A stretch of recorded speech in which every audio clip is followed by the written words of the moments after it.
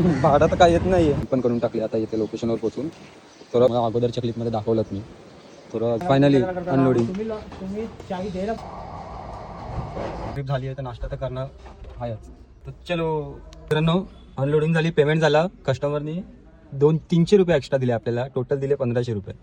आता दुसऱ्या फेऱ्यासाठी थांबलो आहे मी. आता बघूया किती वेळात येतो. आणि वाजले आता किती आहे, आता वाजले बघा 2. आता किती वेळात किती भाडा येतो तुम्हाला दाखवतो मी. भेटूया. आता जाऊया इकडनं फर्स्ट नाश्ता करायला. रिमझिम राईट मारू, लवकर सांगा, मी कन्फ्यूज आहे. आलो नाही की ट्रॅफिक चालू रिटर्न.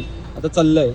आता लावायला एक जागा तर भेटली आहे. आता बघू इथे कुठेतरी नाश्ता भेटतो का आपल्याला, कुठेतरी भेटेल नाश्ता. तिथं आता इथे लावलं आहे, एका माणसाला विचारलं नाश्ता तिकडे चांगला भेटतो बोलतो. आता जाऊ तिथे साईडला नाश्ता कुठे सांग. मित्रांनो भाडं तर काय येत नाही आहे, तरी आता बघूया.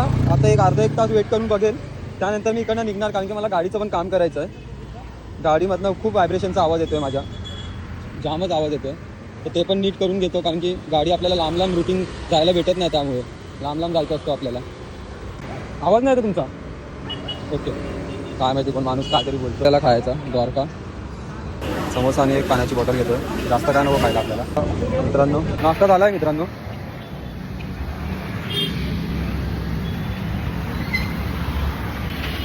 आपली बुलबुल 20 मिनिटात अजून एक पण भाडा अजून आला नाही.